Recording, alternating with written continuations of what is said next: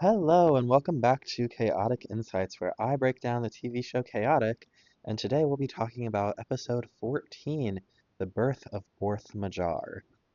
So, grab a snack, start your laundry, and we'll dive right in. Episode summary. So, Hearing takes Kaz to Everrain to see Borth-Majar. Kaz watches them stop a volcano from erupting, and he decides to scan them. But what is scanned them both at the same time? Then we see Kaz rush to his chaotic match, and he decides to use his new scan in his chaotic battle. So, Kaz loses his first battle with Borth-Majar, so Tom goes to Everrain to find Hearing to learn about their backstory. Why is this a good creature? Then we get the backstory of how Borth and Majar were originally connected and then broke apart, but then were useless without each other, and so now they are considered one creature, and they should not be separated. Tom reports back, and Kaz wins his match. Analysis. So this is a pretty simple, self-contained, and standalone episode. It has a pretty simple through line of we're getting to know Borth-Majar and his origin story, and we're learning how they are considered one creature instead of two, which Borth-Majar must not be all that common of a creature at Chaotic if Tom and Kaz and Peyton and Sarah and Sanjay have all never heard of him. But now we're learning about him. We have the opportunity to get to know him and understand why he is the way that he is. It is an origin story after all. Now, which one is Borth and which one is Majar? I wrote down Booba Kiki energy, which are these like shapes. One of them is curvy and one of them is spiky, and you're supposed to name them. And, most people instinctually name the sharp one as Kiki and the round one as Booba. But which one is Borth and which one is Majar? My instinct is Borth is like the buff rock guy, and Majar is like the squishy, gooey green guy. Because, like, Borth and Majar, right? But it's the opposite. Borth is the guy with the brain, the little gooey green guy with the brain, sure. And Majar is the big, strong rock guy. Who's to say? It's like Booba and Kiki. It's the opposite of what you expect, or rather what I expect. These are my own expectations that I'm placing on these characters, let's be honest.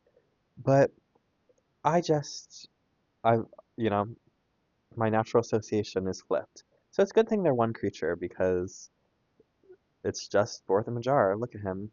There he is. But this episode is one, it's not all that complex an episode. It's just a simple standalone story for the entertainment, for the enjoyment of the people.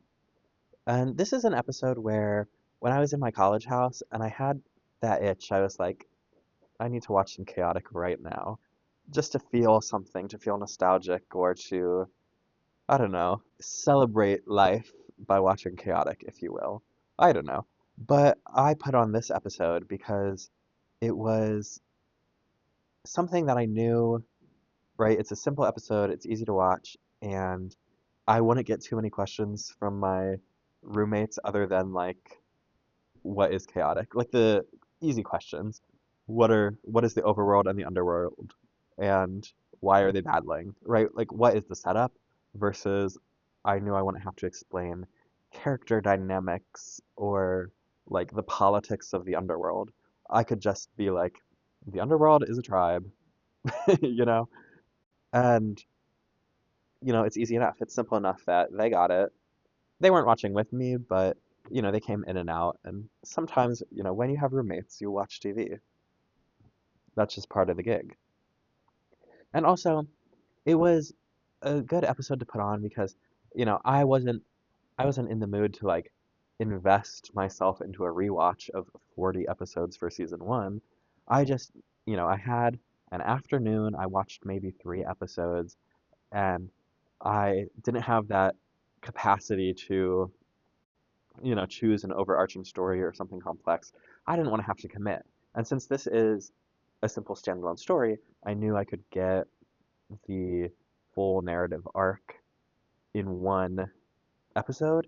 And I also knew that like, this isn't incredibly character driven the way that, the last episode was, the Codemaster episode.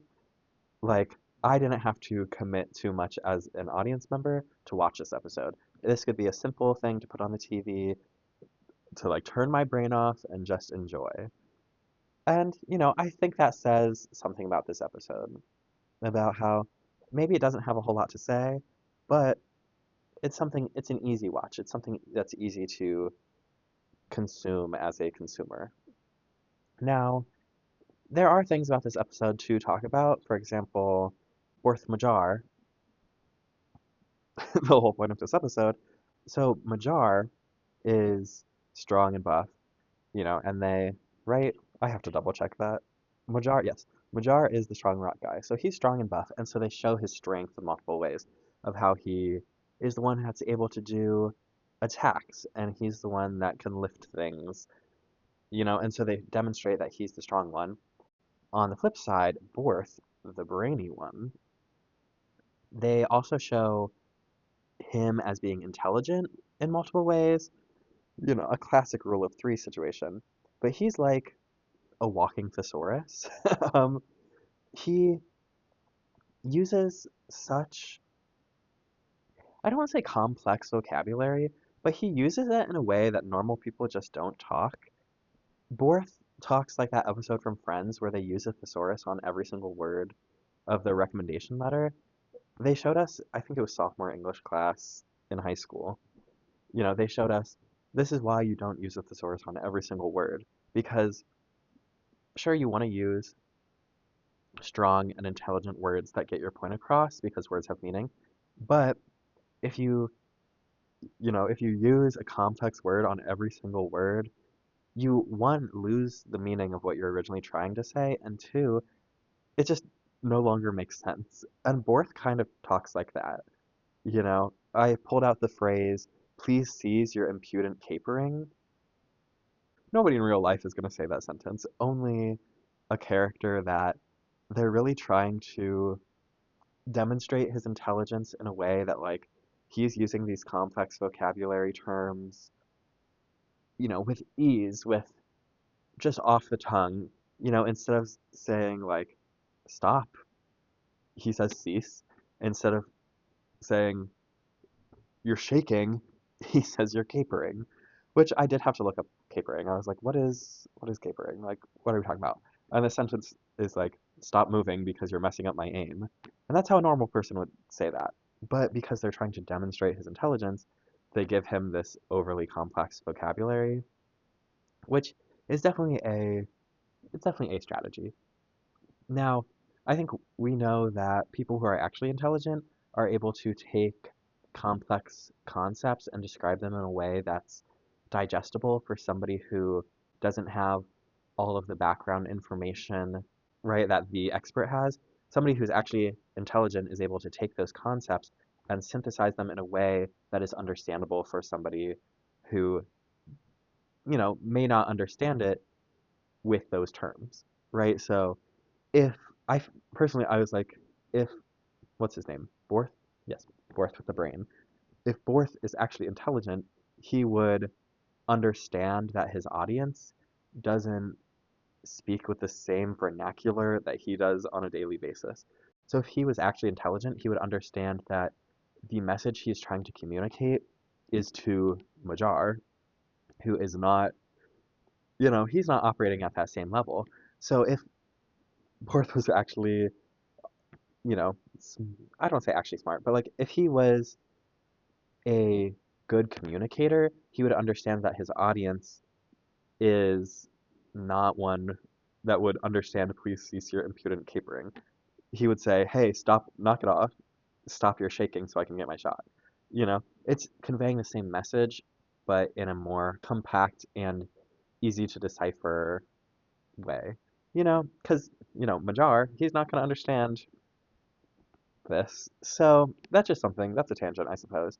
But also another way in which they try to demonstrate that Majar is intelligent is by the Rube Goldberg machine, which is a kind of a cause and effect thing. It's like the domino effect of, you know, Borth tells Majar to, send a power pulse in this direction, and it will hit the chandelier, which will come down and crash into the piano, which will roll over to I'm making things up, which will roll over to the vial of acid, which will pour onto the wood, which will eat away, which will fall onto something else, and that'll hit the character's head, and therefore they win the battle. Instead of aiming the power pulse at your opponent, he's like calculating the complex physics of how it will bounce and what the reactions are, right? They try to show that he's intelligent because he's doing physics like just in his head, and they're trying to show that he's able to predict and anticipate what the next move of these objects are going to be in order to achieve the goal that he wants, right? He doesn't have to do any testing. He doesn't have to use the scientific method. He just knows that if he shoots the chandelier, it'll hit the piano, which will hit the acid, which will hit the wood, which will hit the opponent. And that's physics on the fly. Good for him. So, like, those are two ways that they're trying to show intelligence in this episode. Whether they're accurate or not, who's to say? And okay, onto the theme of this episode. How can we have an episode without talking about the theme? What are you supposed to take away? And we don't necessarily get a brain versus brawn like dynamic here, like we did in that like Bodil Tanget Toborn episode. But in this one, it's more of an emphasis on how you need both brain and brawn to be successful in the Battledrome rather than one or the other, right? So perhaps it's a lesson on balance. It's a lesson on how you need to be a jack of all trades instead of a master of one. They demonstrate how, just Borth or just Majar, they're useless in the drum alone, right? Borth with the brains, he is not strong enough to battle at all. He can't, produce a pebble storm or whatever. I don't know. And then Majar, he doesn't understand the concept of aiming at your opponent. I don't know. Or the consequences of his actions if he, like, shoots at a rock, it's gonna hit him. So don't shoot at that rock, shoot at a different rock so it'll hit your opponent. Right? He doesn't understand the natural consequences of his actions. So perhaps the lesson is that you need both brain and brawn to be successful in the endeavors that you are trying to pursue. Look at me talking like Borth with the brain. Now, are they saying that like you have to be the extremes of both, like you have to be the smartest and the strongest, which is Borth and Majar? Not necessarily, but I do think the lesson is that you have to strike a balance, and you have to bring both to the table in order to, be successful in whatever you're trying to achieve. Now on to lore. So of course we get the lore about Borth and Majar and how they came to be. They were one creature and then they split and now they're one creature again, just like not physically connected. That's fun. But we also get some information about Kaz, and he says he's on a one in a row winning streak, and so good for him. This also furthers his reputation that maybe he's not the best chaotic player in his group of friends, but he's still a good chaotic player.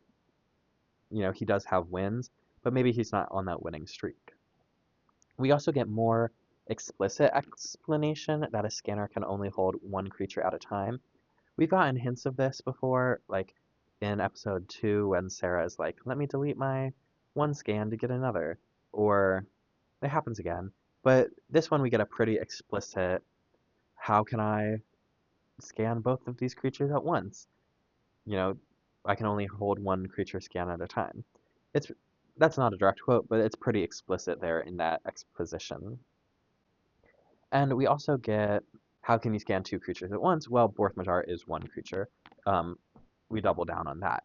Borth and Majar may have two consciousnesses, but there's some kind of like symbiosis here, some kind of mutualism, that they're not two creatures, they're one creature.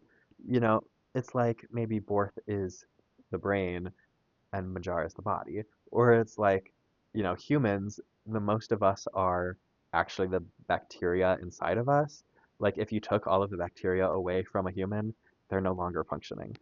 So it's like kind of that concept of there's some sort of mutualism going on here that makes them one creature. And it makes us wonder why Kaz kind of has two consciousnesses in the drome because like he has two bodies, but he's almost having one thought in two bodies. And I don't think they fully explain how having the two bodies but one consciousness works in the drome. Besides, they have that like blurry zoom in, zoom out disorientation of his head in the like code bubble. But they don't explain how that works of like, does he have two consciousnesses or does he have one consciousness that's split? I would just like to know for my own scientific research. Onto the card art. I've always loved the Borth-Majar card art. I think it's a good one, and I think, seeing them in the show, being a character that's highlighted, it only makes you love the card more. But you know what actually drives me crazy? And I didn't remember this until just now, but everybody takes a look at the creature scan and goes, "Oh my gosh, how did you scan two creatures?" And they just immediately know off the artwork. But it's actually not unusual, even a little bit, for a creature scan or a creature artwork to have more than one creature in it. For example, Alexia, the Danian Queen, has several guards in front of her. Or Olkiax, like Bodil's assistant.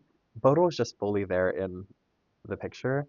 And so maybe these are later sets that come out of like the, oh, what's it called? I should probably look it up. Please hold. Thank you, research. So Alexia is in the Zenith of the Hive set, which is, after the Dawn of Param. Dawn of Param, Zenith of the Hive, and Olkiax is even later. Um, he's not in Shifting Sands, he's in the one after that. And I know I just looked up what Alexia is in, but I would not look up what set Olkiax is in. But Bodil is just like fully standing there in his um, scan or in his card artwork. So it's not unusual for there to be two creatures in a picture, but everybody immediately goes, "Oh my gosh, how did you scan two creatures?" That's just something that maybe drives me crazy a little bit. Maybe, I don't know, because mostly we're working with the Dawn of Param cards still, and so in Dawn of Param, it is unusual. Like Borth-Majar is the only one with two creatures, I believe. Most of them are just solo shots. So maybe it's unusual now, and then it becomes less unusual later. But it's just something that I thought I would point out. On to fun facts and other notes. This is another Kaz-focused episode. Good for him. Hearing is chowing down on that vase of goo in the cold open. And yes, he sure is. He is chowing down. Keep an eye out for that. Um, my favorite funny line of the episode is, "Late? No, you're 30 seconds early." Love the sarcasm. Picking that one up and putting it in my pocket for the future. And now another thought is, why is Luke always the antagonist? You know, in the Yakus episode, he's chasing Sarah and Tom into the Riverlands, and here he's like attacking Borth-Majar. Luke, when does he get his time to be a protagonist? When does, or not, he may never be a protagonist, but when does he get his time to like just be a good guy, we're always looking at him as an opposition, a force of opposing qualities. I don't even know what I'm saying anymore. So my final thoughts on this episode are, it's an easy watch. It's not a very complex or nuanced episode. It's a pretty straightforward plot, and you understand it, and you get it, right? But I've always liked this episode. I've always liked Borth-Majar. Um, and I don't know why, because like this time watching, they're both kind of annoying independently. Like Borth with the brains, why does he talk like that? And Majar, why do you not understand consequences of your own actions? Right? But when you put them together, they're less annoying for some reason. They work together. They're a team. And maybe that's actually the point of the episode, so maybe I did learn something. You know, it's really the things we learn along the way. And, I know I didn't really do any like complex literary analysis on this episode because part of me is like, there's just not a whole lot there. But also, if you find any complex literary analysis on this episode, let me know. I'll be happy to read it. And also, if you find any deep or interesting lore, I know this is the first time we see them in battle inside of the Orange Drome, so that's some lore. I don't exactly know what that means yet. I'm trying to decipher the different dromes and, match them up to each codemaster. I don't fully trust the wiki for some reason, so I'm keeping my own document because if it's not in the text of the material itself, how am I supposed to trust it? And so I think maybe because, right, Chaotic was canceled halfway through season three, maybe we're not going to get all the information that we need to fully dissect which drum is which. But it's still something I'm keeping track of in my little spreadsheet. Thank you for coming along with me on this journey. I know this is a little bit of a shorter episode. If you could like and subscribe, that would be helpful. Me in my influencer era trying to, I don't know, monetize a YouTube channel. I think that's my goal. And in order to monetize, you need to have subscribers. And isn't that crazy? So if you could help a person out, that would be me. And I'll see you soon with more chaotic content. So thanks for watching, and I'll see you next time.